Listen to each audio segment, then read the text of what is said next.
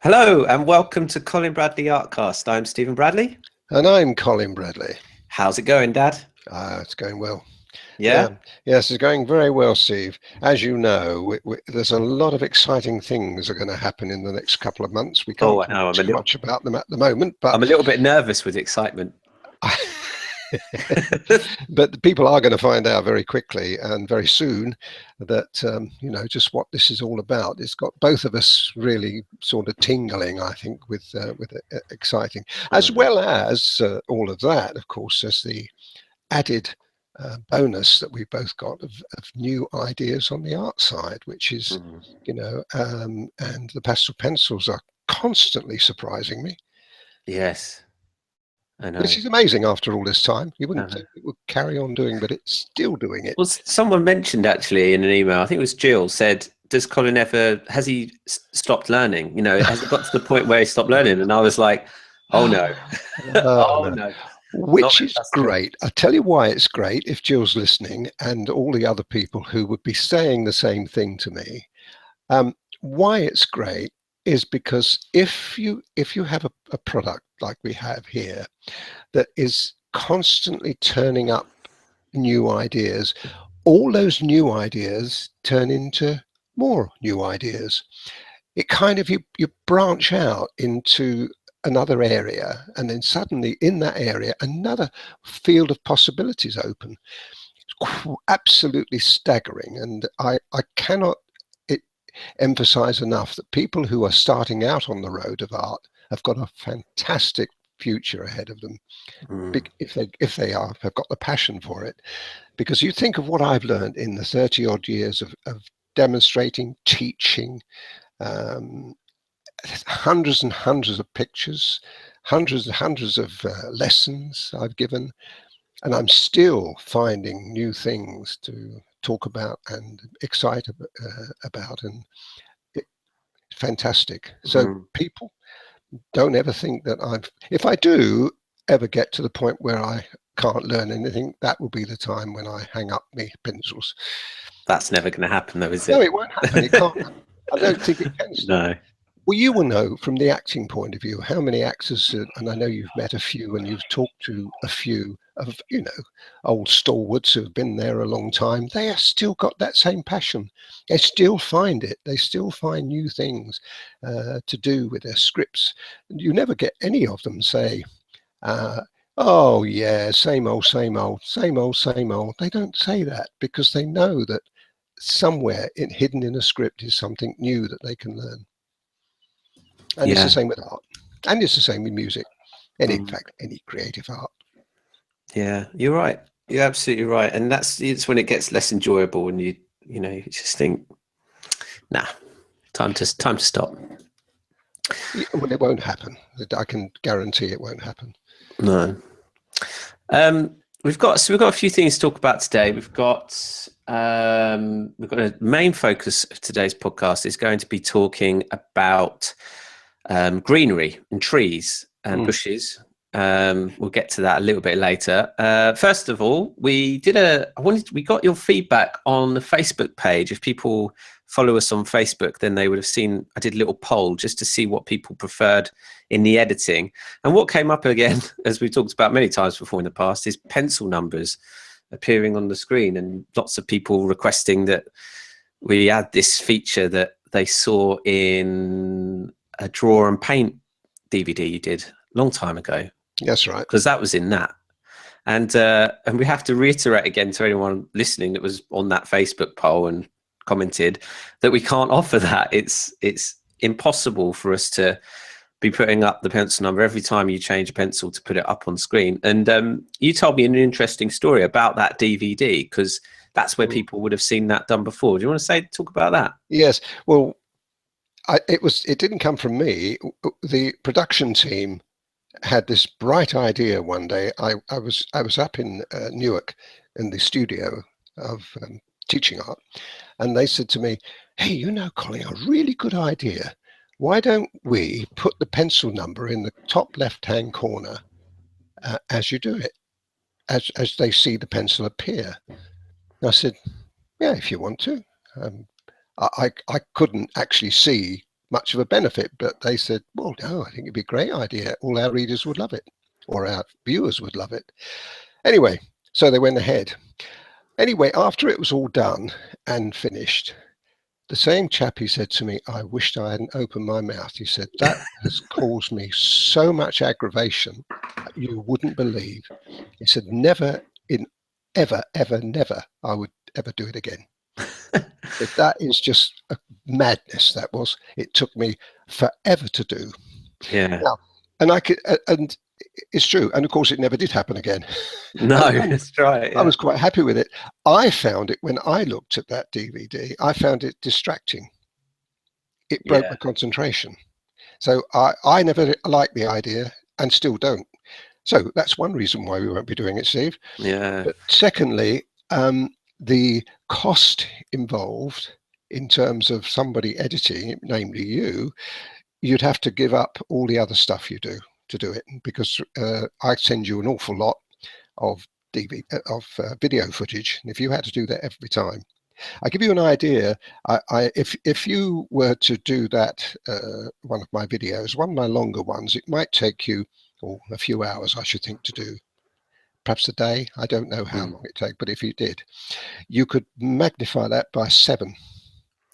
It would take that much longer to do it. You think how many times over a 4-hour project you change pencils? I mean, it would be ridiculous. Not only that, Steve, but you'd have to keep asking me, hey, Colin, when you change that from this to this, which color? I couldn't quite identify that color. What would it be? Yeah. I don't know, I would say. Oh, right. So what do we do? Do you see what I mean? The complications. Yeah. I mean, the thing is, what they're looking at, people, all the members are looking at, they're looking at the finished product. They're looking at the way I'm doing it. A lot of people can actually put their own pencil numbers in if they like. They don't have to use the pencils that I suggest, because we've given a list of pencils anyway. So if you're starting a project, you would know what those pencils were, or at least you'd have the 20 odd pencils listed. So you would know it's one of them. And if it looks right, I mean, somebody said to me the other day, I think I got an email, was it? Or it was a comment, that the red, the 187, the very popular red, or ochre, ready ochre that I use, that looked different on the screen to the one that they got. And they asked me, could there be a difference? And no, there couldn't be. They would all be the same. But the television tends to change the tone slightly. And that's also the benefit of giving the number. Yes. Of 187, Well, I tell you what I am doing, Steve, and you've probably seen this in other videos that I've done, but the one I'm doing at the moment, which I'm going to be talking about in a little while, I've actually, when I remember it, folks, so don't expect it every time, when I'm narrating it, then I usually tell you, I'm using a 187 or 283. But when I'm not narrating, and it's just, I'm scribbling away, changing pencils, I try to turn the pencil on the screen. I actually put it, I turn it round so that you can see it. And now I don't remember it every time, but I do remember it a lot of times. Yeah. So I'm practicing this, and probably in another year or two, I shall be perfecting it. So in another year or two, if you're watching it, you might find that when I get to that situation, that I will turn the pencil just momentarily, and you'll look at it and think, oh, it's a 187, then I use it. Well, this is what we asked really about the narration, about the music, and whether people want less of that, and that's how we got. Well, we didn't start with the pencil number subject, that came up, but it's just we're always trying to better the services, do as best we can for everyone that's watching. And we just wanted to address that because a lot of people saw that comment and started asking as well. So, that's a good idea, Colin. Steve, do it. Yeah, not quite as easy as that. No, but I tell you what we have. I mean, as a result of that, I took it to the other extreme, thinking, okay, well, now what could I do? What can I do to help? If we're not going to do this, and I knew we wouldn't be able to do that, what can I do? And then I thought, wait a minute, if I have a dodgy pencil number, and I turn it round so that you can see it. It could be very useful. I'm sure people would find that more attractive and useful. Yes, absolutely. Anyway, moving on. So let's talk about our subject for this week. Christine has sent an email and she says, "Dear Colin and Steve, I've been a member since you first started the site," which was, oh my God, that was a long time ago, wasn't it? 2011, I think we started. And I love it. You are a brilliant teacher. I have learned so much. I have a major problem with greenery, trees and bushes. I've practiced and watched you. I've even tried studying the bushes in my garden. I am looking without seeing, if that makes sense. So frustrated, I stopped doing pictures with any greenery for a while. I've recently had another try and still the same. No improvement. I'm not sure what to do next. Can you advise me? Regards, Christine. Well, I certainly can talk about it because I totally sympathise with you. It is real. You either got it or you haven't in a situation like this. We're going to be talking in a little while about Impressionism, and I'm going to bring that up again. This is really comes down to Impressionism. You cannot actually physically draw a representation of a bush, a tree, any foliage accurately. You can't do it. It's impossible to do. And you wouldn't want to, because if you did that, it would be too false, would be the word. Now, what the bushes and the trees and foliage need is randomness. And this comes from not being precise, not saying dot, dot, dot, dot. One of the things that I have found, and I'm sure you can relate to this, folks, is when I had my art classes, I used to go round and look at people's landscape work. And I remember looking at many, in fact, and when you put the black on, I put the dark color on. I used to put black on a lot. Now I put the 175s and the 181s more. But at that time we were using the black into the greenery. So you'd have greenery and ochre, and then you put the black in to make it darker, which you've got to do to create the impression of 3-dimension. Now, when I looked at their pictures, it looked like there was a lot of birds' nests all over the picture. Now, they obviously weren't birds' nests. They were a feeble attempt to try to put the dark in. But what they'd done is one here, one there, one there, one there. Start again, one here, one. A bit regimented. It was contrived. And this is what you've got to stop doing. That is the one thing that will not work with the foliage. So I've given you a picture of the worst that can happen. And when you start putting foliage on, you usually start with a medium tone. And this is different to when we use base colors, because here we're not talking about base color. Well, we are, but not in the same vein. So you would start with a medium tone. Usually my favorite is the 168. People know that if I start with the 168. If I'm going into a dark, perhaps a light area, and I want an immediate top of a tree, for instance, against a light sky, I would put the 174 in, not the 168. The 174 would then give you the contrast that you have against the sky. So these are kind of two little rules that you can have straight away. Once you put the 168 in, the other thing about it is you don't put it all over. You're starting with, if you're using our same color paper, you're putting the 168 in, representing your tree or bush or section of foliage. Now, having put that in, you should have an equal number of spaces, if you like, between each squiggle of the 168. And when you've done that, then you put another color in. That can be 170, for instance, or you could put, or if it's a darker tree, you could put 174 in. And when you put the 174 in and squiggle that, sometimes it will hit the untouched area. That's the places between the 168, and sometimes it will hit the 168.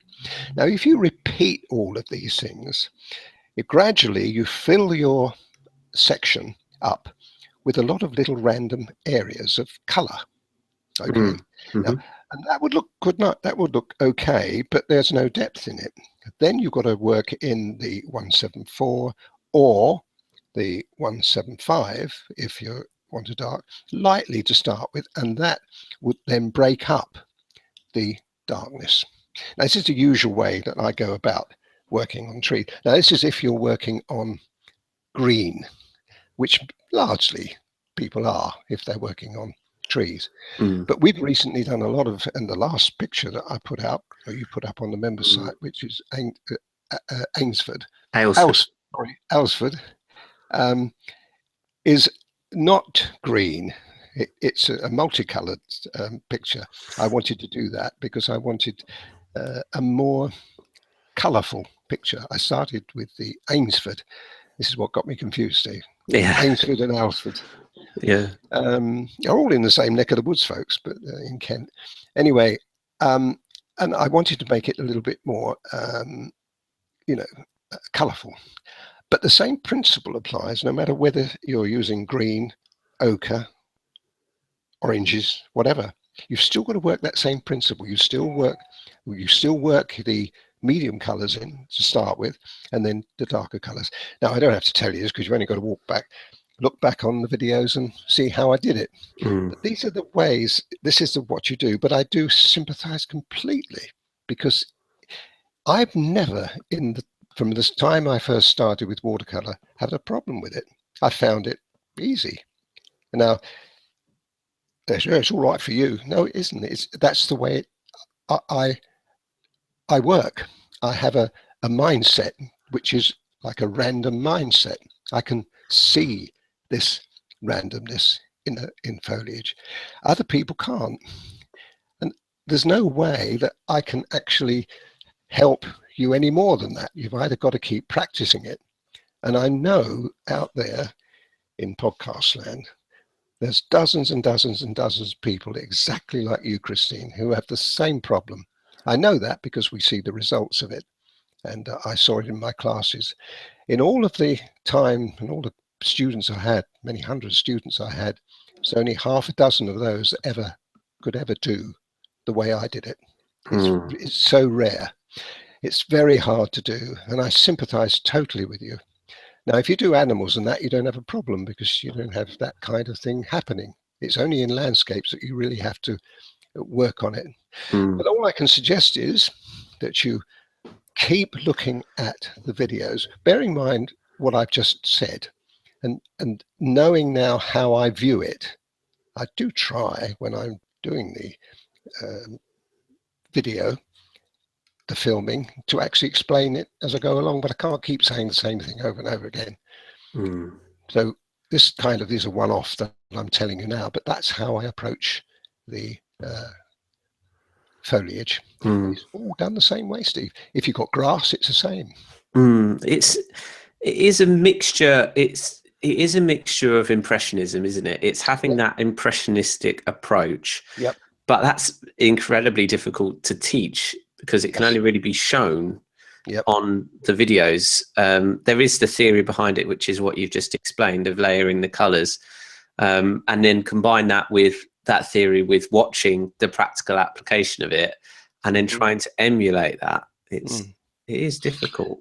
Absolutely, and I think probably if I was honest, I would say that, as I said, most people would find it difficult to do.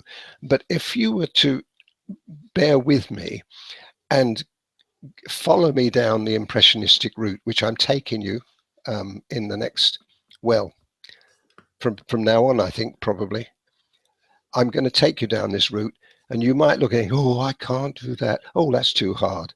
It might be too hard, but what that would unlock the secret that I'm trying to tell you, because with Impressionism, you have to be that way. You can't think in straight lines. You can't do that. It just doesn't work that way. You've got to think, oh, if this color goes onto that color, what will it do? Find out, do it. Don't think about it and think, oh no, that won't work, because it won't work then if you think like that. What you've got to do with Impressionism is give it your best shot. You've got to go for it. And when people find, or when people do the impressionistic pictures that are coming up in the next 6 months or so, and are prepared to give them a go, even though they might not really feel that's what they want to do, they want more realistic stuff. When it comes back to the realistic things that they want to do, they will get better, because the Impressionism will have taught them so much. So the pictures that you're working on at the moment are going to help stretch people's abilities and imaginations in order to in order to go back and view things like bushes and foliage and trees with a different eye, because they've gone beyond what they perhaps would have thought before. So the pictures that you're working on at the moment, give us some examples, and let's lead into this topic conversation. Sure. Well, the mostly landscape, I've got to say, because landscape is ideal. If you think of all the Impressionism, Monet, Renoir, all of the great ones, they all, or most of them, go for landscape work, because that's the area. It was the biggest seller. Bear in mind, nowadays we look at animals being the biggest seller, don't we? And without any shadow of a doubt, and I think everybody will agree with me. The problem we had in the mid-1800s, they couldn't do animals very well, because they didn't have photography as such. So the animals they had to sketch, and the animals don't stay still very long. It's very hard to actually produce imagery of animals. This is why they weren't done. So this is why you find that mostly landscapes or portrait work, because portrait, again, you can do Impressionism in portrait work as well, really well. In fact, that's what I'm doing at the moment, Stevie. I'm doing Renoirs, or a version of Renoirs, dance at Bouvial. Don't ask me either. French people will have a go at me there, I'm sure. But anyway, it will be there. Dance at Bougival. Anyway, whatever. And I'm doing that. It's a lovely picture. I'm doing it because, one, I want to do it because it was one of my favorite pictures anyway of Renoirs. It's a couple dancing in the front. One's got a pink dress and the other's got a blue suit on. And it's a lovely picture. It looks good and it's coming along brilliantly. I've done the characters already, and now I'm working on the Impressionism surrounding it. So it's right up to date, folks. Now, when I'm doing this Impressionism, I'm using all the colors of the rainbow. You couldn't believe how many colors I'm putting in. But I'm not thinking about it. I'm just doing it. And when you see this actually done, you'll think, I'm going to copy that. But if you tried to copy what I did, it won't work. So what you have to do is look at what I've done, look at the pencils, because you'll have all the pencil numbers, and then go for it. Do it yourself. In your head, you will have a little voice, if you learn to listen to him, saying, oh, use a pink, use an ochre, use a green. Don't try to copy what I do. Now, you think, well, you're copying Renoir's picture. No, I'm not. I'm looking at Renoir's picture. I'm looking at the floor, particularly underneath the dancers, where is the foreground, which is the worst part anyway. Now, I'm looking at that floor, and I'm looking at, and I look at the picture, Renoir's picture, and I think, okay, that's in my mind. And then I go to my own and do my own thing, because you cannot replicate Impressionism. It doesn't work, because Impressionism comes from within you. But you can get an idea, and that idea then is transmitted onto your own piece of work. Am I making sense to you? You are. So you're interpreting Renoir's. That's exactly what I'm doing. Putting it as your own, and then people watching you should interpret your work. That's right. And do their own. If they try to copy what I do, it won't work. Not exactly, I meant. Oh, he's put that little tiny mark there. I've got to do that. It won't work like that. It doesn't work that way. You've got to look at it as a general thing. I see how he's done the folds of that dress. Okay, now it'll be white, pink, so and so and so and so. I'll be telling you that anyway on the video. I had nobody telling me. I had to look at the picture to interpret it.